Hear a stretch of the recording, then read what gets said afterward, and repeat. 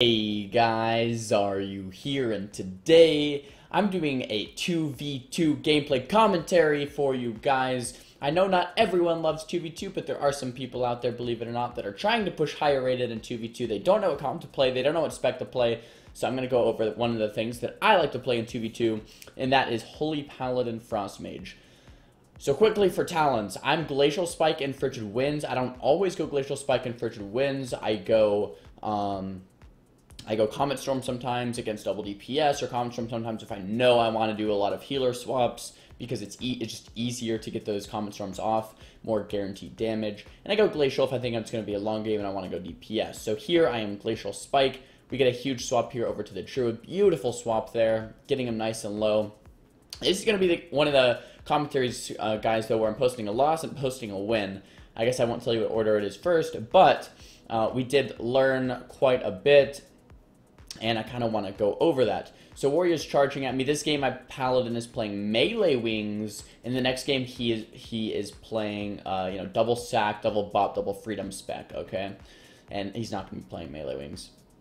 So in this game, I primarily have, like, the whole game, I'm just trying to make a good swap over to the Druid. Basically, my strategy was get the Druid's adaptation, because he's adaptation with Hajj or with a sheep, okay? And then once he has his adaptation down, I'm fast forwarding the gameplay because it is quite a long game. Once his adaptation is down, then go again with a bop onto me so I can free cast with like Icy Veins or Glacial Spike, kind of like that first swap, and kind of kill the Druid. The problem we kind of had with this was the Druid's Cubsy, if you guys know who that is. He's one of the highest rated Druids in North America. The problem with that is he was never letting me sheep him, and on top of that, he was never even letting my Pally Hajj him. He was just kiting perfectly. And I think that is the problem a lot of players have when they're a Frost Mage in 2v2. That's the exact problem. They're like, I think it's normal speed again. I can't, sheep a Druid. I can't ever make swaps. I can't really do this.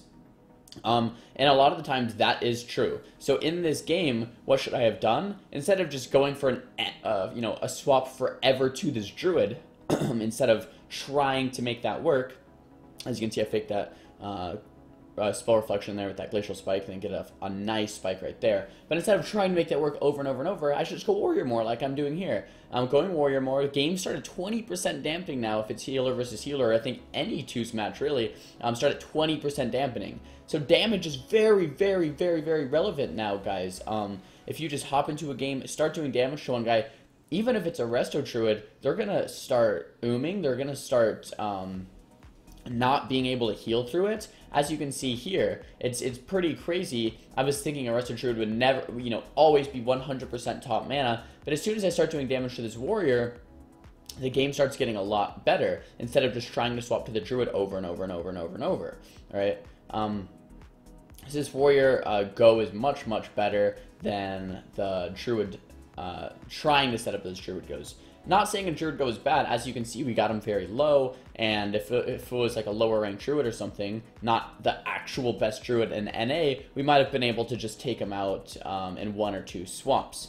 So it's something that you guys can try if you want, but basically what I'm saying here is that if the dampening's at 30, 40, 50%, just whittle down the DPS. Even if the DPS is running, go healer. If the healer's running, go DPS. Just max DPS, guys. Max DPS is very, very important.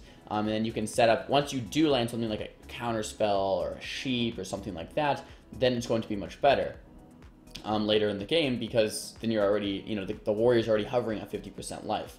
So this game, I think, is almost over. This game, I think, is around 70% dampening, pretty close to that. And I am trying to just kite for my freaking life. I do have 2 ice blocks available. My Paladin is melee wings right now. I'm getting pretty scared. I'm just trying to max DPS here onto the Warrior and get a Stormbolt there. I pre-temp shield it. The temp shield's not going to heal for too much because of dampening, but the Druid actually clones it, so it doesn't heal for anything at all. Very nice play by him. We get the Hammer of Justice onto the Druid to get his adaptation. So I'm thinking, okay, in 50 seconds, right before, this game is about to end, I have another Icy Veins. I can maybe get another huge swap By the way, that Glacial Spike did reflect to me, but since I blinked, I had Prismatic Cloak, and since I had Prismatic Cloak, the Reflect Glacial didn't do damage back to me.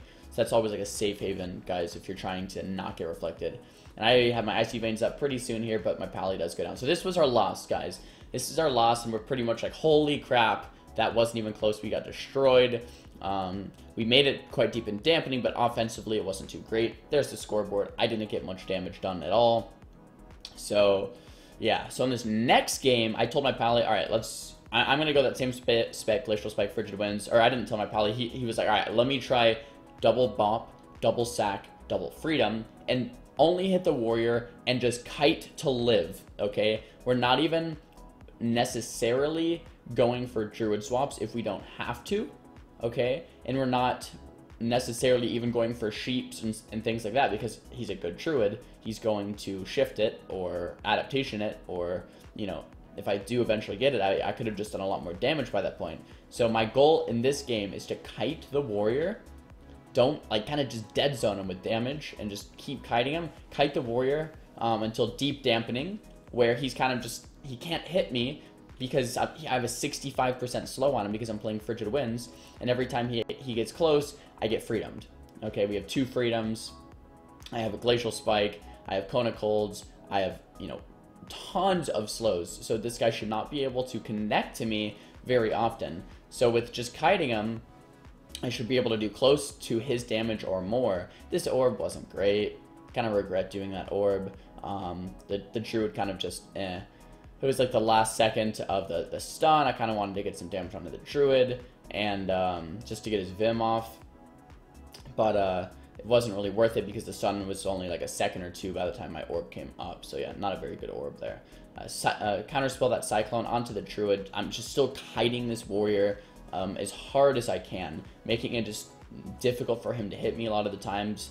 I try to get some damage off on the druid, not really burst damage, and not really sheeping the druid, but just little tiny baby damage, just so that Vim comes off. And Vim makes it so you do 20% increased healing if you're above 80% health, and if you hit the druid below 80% health, then he's gonna do a lot less healing. It's kind of hard to do that. I'll speed the game up because it is pretty long, but it is pretty hard to do that, especially with the druid just going bear every time I hit him and just throws a couple hots and he's fine. But it's something that later in the game, we get a nice burst there on the druid real quick, but it's something that later in the game can definitely help us up quite a bit when dampening is around, you know, 60-70%. I trade my Pally food quickly right there. When the dampening is getting super high, if you go ahead and do that, then it's going to be nice, because it's going to be hard for him to top himself. You get him to say 60%, it's going to be hard to heal that extra 20%. It's going to take a while. And then from there, you pretty much have an additional 20% healing reduction for him. Getting quite low here, so I hop into that ice block. By the way, Revo is a very good warrior as well. He's playing Fury in this matchup. He's playing Fury, Warrior, Resto Druid. And I'm just doing my best to live. We actually, this was cringe. So I sit that full ice block, and when I come out, my Pally sacks me, and then I get cloned up onto the sack. And I get really low again, and he freedoms me, and I am super low still, so he sacks me again. So we use double sack and block there. So many cooldowns coming out from us, which is pretty unfortunate, but kind of the way it has to go if we don't want to randomly get, you know, gibbed or executed, whatever.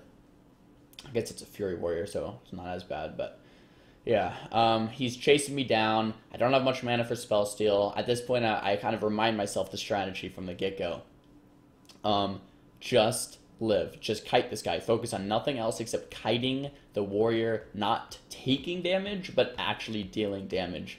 If he's on my Pally should be good, especially with these super slows on the warrior, and the warrior should be able to just tank my spikes. I do fake that reflect there, get a nice spike onto the warrior, and yeah, my Pally should just be able to kite if I'm keeping this huge spike pressure up onto the warrior. So get the druid low, that's what I was talking about. So getting the druid low, not necessarily to kill him, but just to kind of preoccupy him, get his Vim off so he's not healing as much, and while he's nice and low, I can hit the warrior, because the druid's going to have a hard time topping himself. This is my Icy Veins, guys. I get bopped up, so I don't really need to kite with that bop. Throw out a Glacial Spike, fake the Spell Reflect, throw down a Blizzard to get that cooldown on Orb, throw out the Orb, we get the Warrior Hodge into the room, get a Glacial Spike on him. I thought we were going to win right here. The Warrior gets so low, but he does Trinket and Rally and Skin and full hot, so the game does go on. Fast forward it a little bit more. Continue to kite this warrior. So if there's anything I can say, guys, is just go Frigid Winds, Glacial Spike, kite. Don't get hit as much as you can, and then take it into dampening. And since you're a Frost Mage, he's not going to be able to really hit you that much. This doesn't work with all matchups, however. If you're playing like a BM Hunter or Marksman, you're going to have to go for more all-in strategies on the healer or, you know, something like that. But with this Resident Druid Warrior, what we initially thought was impossible was made a lot easier with this strategy. So I'm trying to get more damage here to the warrior, blink in with that Glacial Spike after faking the Spell Reflect, throw down my Orb, my Blizzard, keeping this warrior so slow. And look at this is what I wanted. This is what I wanted the whole time. Look, the warrior, 65% slow, 40-yard range. He can't get to me. He can't get to me. I have 2 blinks up, so if he does try to get to me, he's not going, you know, I can just keep blinking. Warrior's kind of stuck there at the pillar. Druid pushes in to try to make things happen. And he's not. Warrior's still kind of just stuck there at the pillar with a 65% slow on him. He's just waddling. Warrior mounts up after that slow fades off of him. Tries to get onto me, but look, I just blink away. This Druid's 20% life, so he's so low. The Druid's running, so now I'm just hitting the Warrior. Still kiting the Warrior, making sure the Warrior doesn't hit me. And this is just beautiful, guys. Getting him both so low. Fake that Spell Reflect onto the Warrior. Glacial Spike the Warrior. Get feared. I was so tempted to block this, but I was like, probably shouldn't. I think dampening's, I just moused over it. I think around 70, maybe 75%, something like that. Have a Blizzard on both of them. Look at this. They're both under half HP. I'm a Frost Mage, and I'm just rotting them. It feels fantastic. I'm just slowly doing damage here to this Warrior. The Warrior has a lot of hots.